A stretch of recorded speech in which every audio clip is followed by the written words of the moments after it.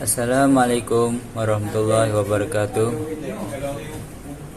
Saya Muhammad Akidania bin Faizal. Nombor pendaftaran 04 DAD 19F 1001. Hari ini kami akan membentangkan tokoh etika Aristotle. Pertama, dilahirkan pada 384 sebelum Masihi di Stegria, Greek, yang merupakan sebuah kota koloni Yunani di semenanjung Kelkidis yang berada di wilayah Macedonia. Kedua, merupakan anak kepada Nicomacheus yang merupakan sahabat dan doktor peribadi keluarga King Amyntas III of Macedonia.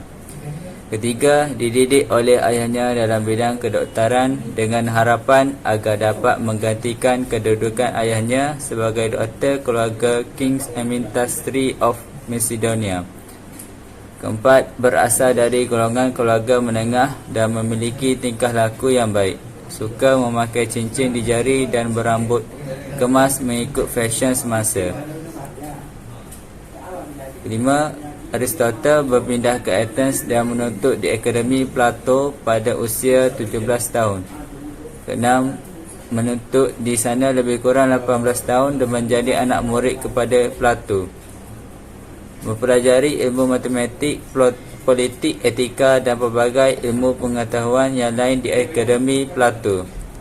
Beliau memiliki kegemaran mengumpulkan buku sehingga rumahnya menjadi seperti perpustakaan, dan Plato mengatakan bahawa rumahnya adalah perpustakaan. Beliau merupakan seorang pemidato yang begitu petah berhujah serta kaya dengan ide yang tidak pernah difikirkan oleh orang lain. Beliau akan mengemukakan hujah-hujah yang begitu kemas dan logiknya tidak dapat disangkal oleh mana-mana pihak apabila beliau tidak sependapat dengan sesuatu isu. Hubungan beliau dengan Plato tidak begitu baik kerana sentiasa berbeza pendapat melalui hujah-hujahan. Saya Nik Muhammad Hafiz bin Zabri, nombor metrik 04 DAD 19F 1019. Pada tahun 342 sebelum Masihi, beliau mendapat tawaran menjadi guru dari King Philip Macedonia untuk mengajar puteranya Iskandar Zulkarnain. Beliau meninggalkan pelbagai keistimewaan yang boleh mendidik manusia seperti konsep kemurahan hati, cara berfikir serta berpandangan jauh. Beliau seorang yang pandai menghargai persahabatan dan percaya kepada kemampuan diri. Beliau telah memperoleh tempat dan membuka sebuah sekolah walaupun bukan penduduk asal Athens, kerana beliau mempunyai hubungan baik dengan orang-orang Macedonia. Nama sekolah itu ialah Lyceum kerana terletak di halaman Apolla Lyceos. Beliau sentiasa menjalankan kajian untuk pembuktian kebenaran kerana beliau mempunyai prinsip ilmu perlu dikongsi untuk perkembangan dan penyuburannya. Isteri pertamanya meninggal dunia selepas beberapa tahun mendirikan sekolah. Aristotle mempunyai seorang anak perempuan dan mempunyai nama yang sama dengan isterinya, iaitu Pythias. Beliau juga mempunyai anak lelaki iaitu Nicomacheus dengan isteri keduanya iaitu Herphilis.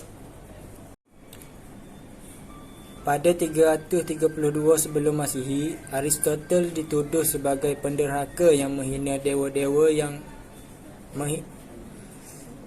menghina dewa-dewa orang Yunani oleh gerakan anti-Macedonia. Beliau meninggalkan Athens dan ke Chalkis.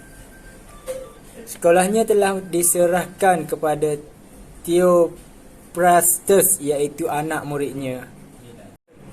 Nama saya Najat Nasani bin Muhammad Zulkifli. Nombor metrik 04 DAD 19F 1071. Aristotle meninggal dunia pada tahun 322 sebelum Masihi ketika musim bunga, iaitu 62 tahun, disebabkan oleh pekerjaannya yang tidak mengenal batas.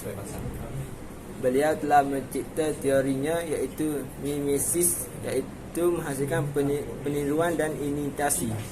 Baginya, seni sama ada catatan, lukisan, arca, muzik atau drama ialah sejenis peniruan yang menghasilkan semula kata-kata orang lain.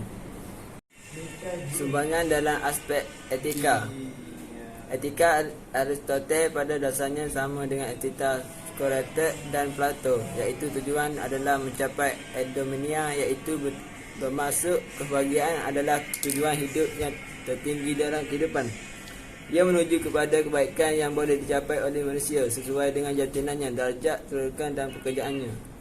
Tujuan hidup, kata Aristoteles, tidaklah mencapai kebaikan untuk kebaikan, melainkan untuk merasai kebahagiaan. Dalam penjelasan sebelumnya, kita sudah mengetahui bahawa Aristoteles telah menguraikan pendiriannya mengenai falsafah etika dalam 3 karya, iaitu Etika Nicomachetes, Etika Eudaimonia dan Magna Moralia.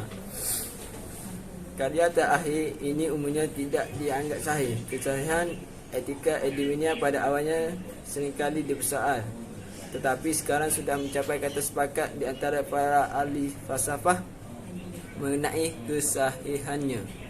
Pandangan Aristoteles dalam falsafah etikanya tidak sekritis dengan tokoh falsafah yang dahulu, iaitu Socrates dengan gurunya Plato. Namun beliau menanganinya dengan mudah sesuai dari apa yang beliau alami secara realistik. Terdapat 3 perkara penting yang disebutkan oleh Aristoteles di dalam karya beliau mengenai falsafah etika.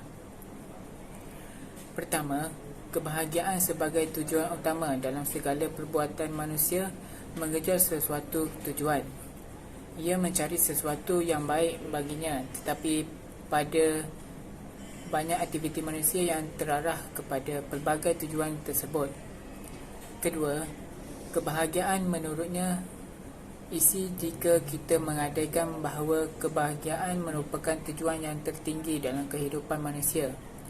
Maka perkataan ini perlu diperjelaskan kembali kerana hal ini berkaitan dengan pelbagai pendapat manusia tentang kebahagiaan itu sendiri. Ketiga, ajaran tentang keutamaan. Ketika kita berbicara tentang ajaran keutamaan, Aristoteles telah menyatakan bahawa ajaran ini sangat berbeza dengan apa yang sudah pernah diajarkan oleh ahli falsafah sebelumnya, iaitu Socrates dan Plato, di mana Socrates dan Plato menganggap bahawa keutamaan itu sama halnya dengan pengetahuan, sehingga dengan mengetahui apa yang baik baginya, maka tentu ia akan berbuat seperti yang demikian. Dan dari inilah maka diambil kesimpulan bahawa keutamaan itu boleh diajarkan begitu menurut Socrates dan Plato. Dalam anggapan kedua-dua ahli falsafah ini, Aristoteles sangat menentangnya. Hal ini kerana menurutnya jika manusia mengetahui apa yang baik baginya, kerana hal ini tidak akan sekaligus menjadikannya ia melakukan pengetahuannya tentang keutamaan tersebut.